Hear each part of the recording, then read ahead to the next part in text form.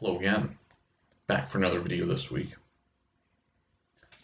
I want to talk about M. Butterfly. I'm going to talk about Act 1 in this video. Next week we'll talk about Acts 2 and 3. So yeah, just to get into this, okay. First of all, I know it's kind of confusing. I know the play skips around. Send me an email if you're confused about the plot, and I will try to explain it more. Obviously, I'm going to go through it a little bit here, but I'm going to talk more about like the themes and stuff and the messages and things I see as far as that goes. So you have specific questions about the plot, get in touch. Okay, so the main suggestion that I made in terms of messages and arguments here is to look into what the play is showing us about kind of stereotypes, how they work in society, where they come from, the consequences that they can have for people, the specific ways that they're harmful. I think the play has things to say about all of this stuff. I think in terms of coming up with a thesis, I would try to focus, and be as specific as you can in terms of what the play is showing us. Like, obviously, and I think by the end, over done talking about this, it'll seem obvious that the play is kind of showing us, yeah, that stereotypes are bad, they're not good, folks. Um, but we have to be a lot more specific with that to get a good arguable thesis, right? So, how do stereotypes show up in the play? So I think that some of the flashbacks in Act One, they might seem kind of strange. Like, why are they there? Like specifically the scene with like the magazines that he takes us to, and also the one with his friend Mark, where they're like in college. And I think I have an explanation. I think I kind of have an idea of why we have to see these scenes. I think that these two specific scenes, the one with the magazine, where there's like basically the naked woman on stage and he's like talking to her and all these things, and the scene with his friend Mark, where they're in college, and he basically invites Galmar to like an orgy or something like that, and Galmar, says no, and then Mark proceeds by I think calling him a wimp. So I think what we get from these scenes is that like these are places where Gallimar gets these stereotypes, right? These are some places that for him like set up the expectation of like what being masculine or being a man or whatever was supposed to be. I think that usually when we talk about stereotypes, like if we're talking about stereotypes about gender, I think we tend to focus on stereotypes about women, right? And for good reason because women obviously have experienced more oppression in that relationship between men and women. Um, but if we think about it, there are also a lot of stereotypes about men, that I think are also harmful, because of like the way that it could make a man feel like they should act or that they're like it's okay for them to act.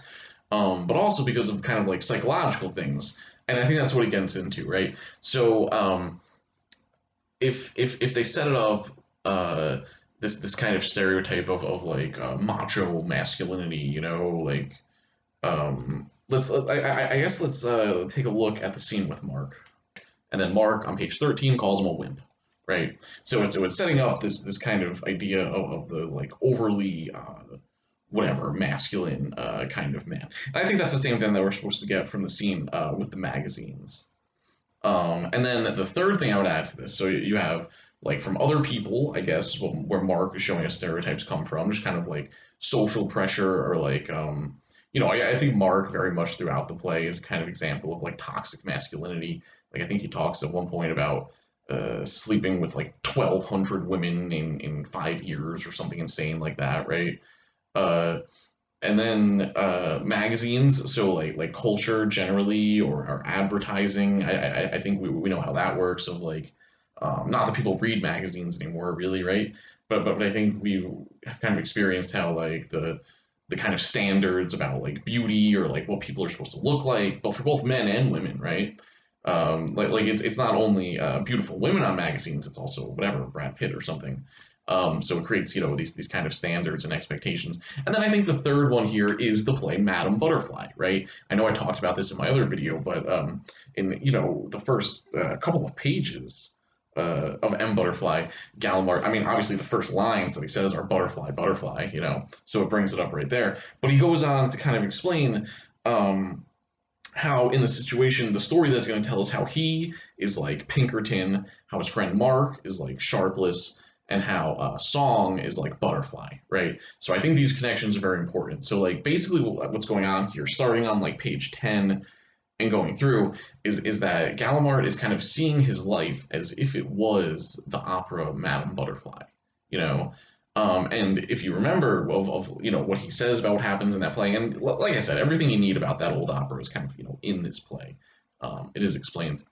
But yeah, Pinkerton was the American naval officer, right, who takes advantage of this Japanese girl, teenager essentially.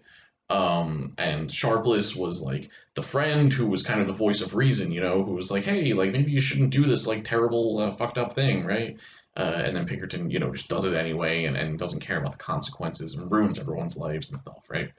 And then Butterfly obviously was, shown to be, I guess, more like stereotypical kind of like female traits, in terms of like passive and beautiful and delicate and all these kinds of things, right? And of course, it goes without saying that all these stereotypes are bullshit, right? Like I think the play is ultimately going to show us like why all these things are bullshit and why it's so important that we kind of see that they're bullshit. So yeah, Gallimard sets this up, right, where he's Pinkerton, the kind of cruel man taking advantage of the woman, where his friend Mark is Sharpless, the kind of voice of reason trying to hold him back, and then Song is Butterfly, this kind of, beautiful, delicate Asian woman being taken advantage of or whatever, right? But then, so he sets this up, right? But I think he can't go more than like a page without telling us like that this isn't really true, these kind of comparisons with Madame Butterfly don't really hold up if we look at it for a couple of seconds.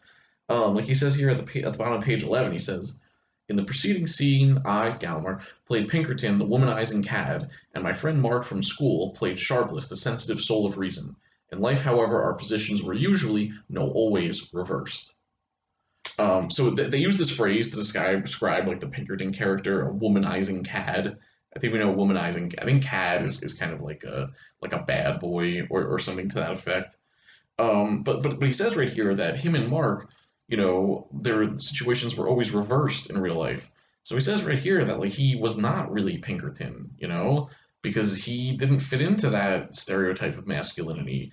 As they describe him, as we learn more about his past, it seems like he was kind of shy and lonely and preferred like studying over going to hang out at his friend's condo or whatever with all these girls. Um, so I think we see that Gallimard never really fit into these stereotypes, right?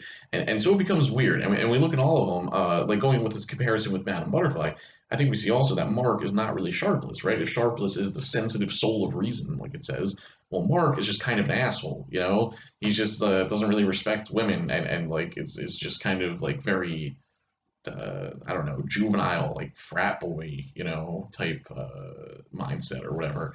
So like he is the stereotype, so he doesn't fit in with being Sharpless either. And then if we go further, when we meet Song, is she really like Butterfly? If Butterfly is supposed to be passive and not aggressive and just kind of deferring to the man and stuff like that. When we meet Song, she's kind of immediately calling Gallimard out, right? She's like, you're an imperialist and you're a colonizer and like talking shit to him basically. Like of course that you think this is a beautiful opera because you're a Westerner. So Song seems very outspoken and upfront, which is not Butterfly. And if we go a little bit further too, Song is Chinese, right, and Butterfly is Japanese. And as Song points out at one point, these are really actually very big differences. That the Chinese and Japanese have fought wars and that they don't always like each other even. So she kind of like prickles at being at like Gallimard's like suggesting that she's similar to a Japanese person. Um, and Pinkerton in Madame Butterfly is American, whereas Gallimard is French, right? So like these comparisons really don't hold up, and he acknowledges that. But and yet he still, or maybe he can only acknowledge it now in retrospect or something. But he seems determined to see what happens when he's in China in the '60s, as kind of a retelling of Madame Butterfly.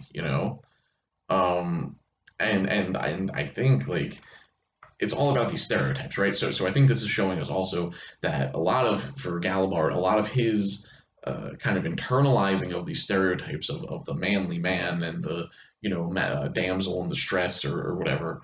Um, that one another place this comes from is a play, is an opera, right? So I think that shows like something that we've talked about before in this class, the way that art can kind of like give people a certain beliefs. Or I think in this case it's specifically about like setting expectations, and I think this is definitely something art does. Like where do we get our expectations about what our life should be like, about what our job should be like, about what it should be like when we go to school? I think a good example of this is like what is the kind of cultural view of what college is like, or like what was your expectation of college before ever going to college? I think people think that it's all about like partying and drinking and whatever stuff like that, right? We know the image, and where did this come from? Why do we have this stereotype?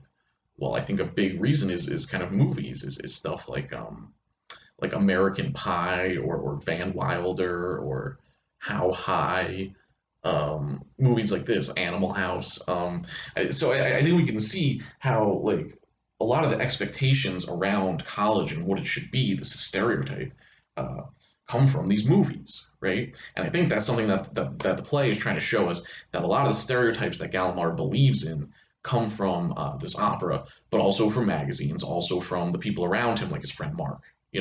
So I think that's kind of the first thing that we can say about M Butterfly, is that it gives us a kind of insight into how stereotypes are created and where they come from, right? And then kind of the next thing to consider is like, well, like what happens if you believe in them? And I think at one point, maybe Mark says it about Gallimard, but like, for Gallimard, he doesn't fit into these stereotypes. When it tells us about him when he's younger, he is not this person. He's not this ultra macho man or whatever, the stereotype of masculinity. It's just not him. And so I think we can say about stereotypes generally that like it can create a kind of like psychological problem for people, because like even with the thing about college, well, what happens when it's not like that? What happens when you go to college and it's not like it was in the movie? Because in the movie, even if you did go to college and drink all the time or whatever, you still have to do work at some point, and they don't really show that in the movie. They don't show the person like having being like super hungover and still having to take their test, or cramming to write an essay at the end of the semester so you don't fail, or actually failing. They don't really show that part. So then I think when our lives inevitably don't live up to these stereotypes, whether it's college or whether it's masculinity or femininity or any of these other things, when our lives don't live up to the stereotypes, I think people say, well, what's wrong with me? If I'm a man and I don't have all these girlfriends or whatever. I'm not strong and tough or aggressive or whatever it is. Well, then what's wrong with me? And I think that's something that the book also tries to get into, because I think that's like where Gallimard is. I think that's why, he marries this woman who he doesn't really seem to like very much. And he kind of like settles into having like a boring job. And I think he like generally has like super low self-esteem and stuff.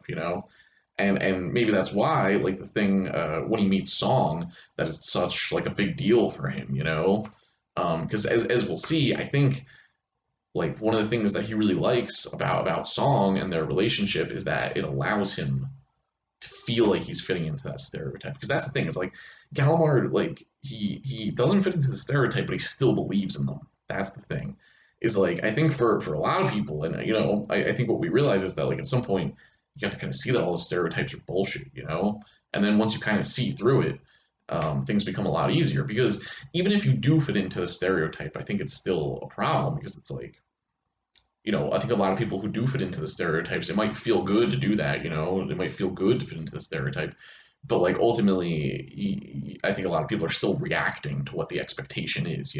So even if you fit into the expectation, there's still not really any room to like be yourself in any kind of way, or have any kind of like natural, personality or something, because like we're still responding to what the expectation is. So I think it has a kind of negative impact, on everyone, um, from that point of view. But yeah, I think that looking at stereotypes, first of all, where they come from, I think that explains why we get these flashback scenes, and then of like what's going on with Song and why he perceives her the way that he does, because he just sees her as being Butterfly from Madame Butterfly. All right, so I want to skip forward to page 18. I think this is where he first meets Song, and I think I asked you a question about this exchange, so I wanted to look at it. Okay, so this is after, obviously, when Gallimard meets Song, she is performing a scene from Madame Butterfly, so that also encourages him to like see things in these terms. But Gallimard says to her after she's done performing, um, "You were utterly convincing. Is this the first time?" Song says, "Convincing as a Japanese woman. The Japanese use hundreds of our people for medical experiments during the war, but I gather such an irony is lost on you."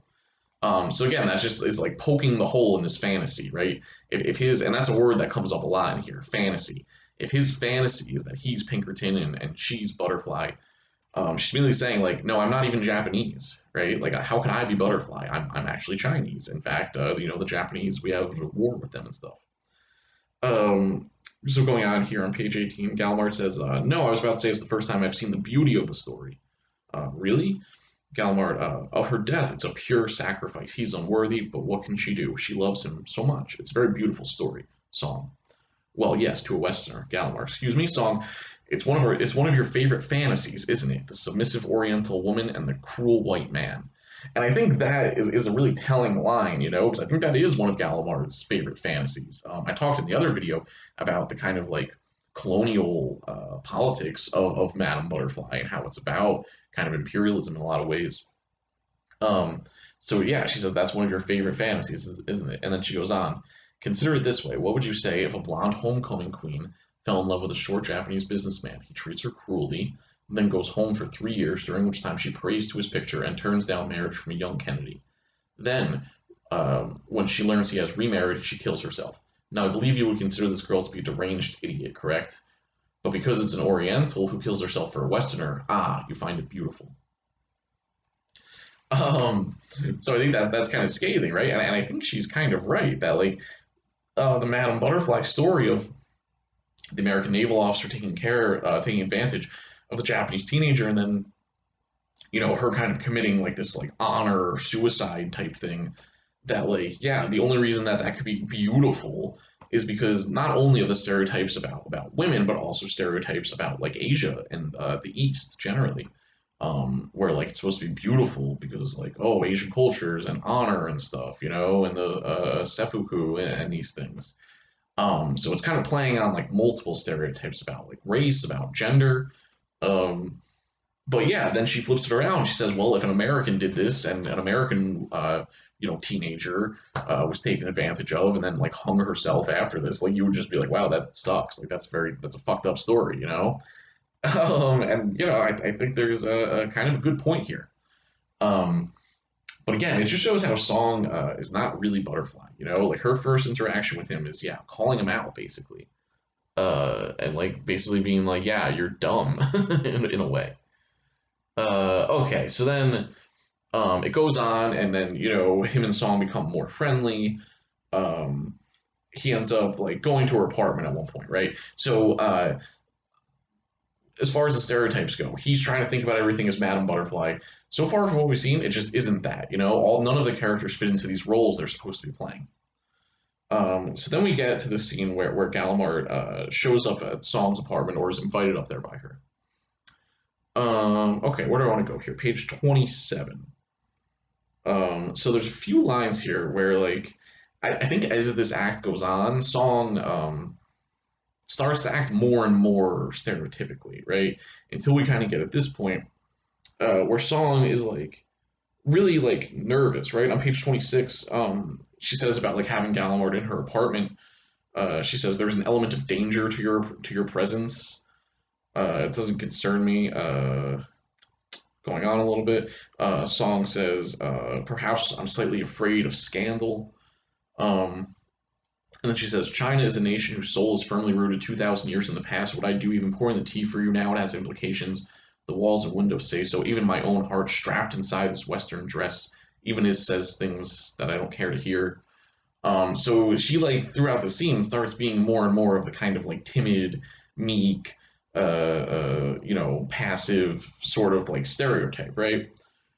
She goes on to say something here, and there's one line here that always strikes me as strange and like almost kind of false, you know. This is in 27 in the middle of the page. She says, "Hard as I try to be modern, to speak like a man, to hold a Western woman's strong face up to my own, in the end I fail. A small frightened heart beats too quickly and gives me away. A small frightened heart beats too quickly and gives me away." Just such a cliche line, right? It just, I think I wrote "really" next to it with a question mark. If you see that on the PDF there, and I think that's why I wrote that, because I was just like, I don't know, that just sounds kind of fake, right? Especially when Song sounds like so, confident and like aggressive when we first meet her. Now she's saying, my frightened heart beats too quickly. She goes on, "I'm a Chinese girl. I've never invited a man to my flat before. The forwardness of my actions makes my skin burn." So, and then, and Gallimard, now gets to play like the kind of, yeah, the womanizing cad, right? The kind of bad boy. He's saying, "What are you afraid of? This is a beautiful dress." And he's kind of like moving closer to her and all this stuff. And then, right, and then by the end of the scene, she says, "You are a cad." And he says, "What do you expect? I'm a foreign devil." And then "Did you hear the way she talked about Western women?" Blah blah blah. But then he gets to say, "I'm a foreign devil," right? So as this act goes on, I think we can see the characters kind of tacking more towards the stereotype, right? In this scene, yeah, Song kind of is the stereotype of being like afraid and meek and concerned and just like, oh, like it's like overly fitting into the stereotype in a way. And then as this goes on, right after this, scene 11 on page 28, Gallimard then, so he says, "I felt for the first time that rush of power, the absolute power of a man." So I think what's happening in this scene is that Gallimard, like for the first time in his life, now feels like he fits into the stereotype, and he kind of like gets off on it, he like, not in like a sexual way, like in a psychological way, right? He says, he feels powerful now. And then he's talking to Mark, and it's like he, yeah, finally fits in the stereotype. And then they talk again, they give another like kind of terrible story from Gallimard's youth, where Mark like sets him up to like have sex for the first time. And it just shows again how Gallimard didn't fit into that stereotype, never has in his life. But at this moment with Song, he's now being allowed to fit into the stereotype, and that just like now he suddenly like feels good. He suddenly feels like he knows what he's doing in his life, and he's thinking more highly of himself. I think his self-esteem is higher. And then, if we go to the end of the chapter, they're just doing Madame Butterfly by the end of the act. Sorry, not the chapter. By the end of the act, they're just reciting lines from Madame Butterfly, right? So if at the beginning of the act they didn't really fit into these roles, by the end of the act they are literally doing the roles, where they're reciting lines from the songs there in Italian, "Come, darling, beautiful night, all ecstatic with love, the heavens are filled with laughter." All of that is from Madame Butterfly, right? So in this act, we kind of see where these stereotypes come from: the magazines, the Mark, Madame Butterfly. We see where the stereotypes come from, how they affected Gallimard, that they made him, kind of probably depressed or something, but that they made him, self-conscious and have low self-esteem and stuff. And then now that he is fitting into these stereotypes in his relationship with Song in China, he is finally getting to live out his fantasy of Madame Butterfly. So we'll see where this goes. Right now, they kind of are fitting into the stereotypes. So like, if it ended here, we might say, oh well, the stereotypes, maybe they're not so bad, but it doesn't end here. It keeps going. So I just want to make sure that we're kind of looking at it this way, and that we're kind of following along with like, what is the play trying to show us about stereotypes? And for acts 2 and 3, I think we should be specifically considering like how they're harmful and the damage that they can do to people. So we'll pick up with that next time. I hope this made some sense. Please get in touch if it doesn't make sense, because we're going to be writing about this play, and we need to know what's going on. Okay, see you later.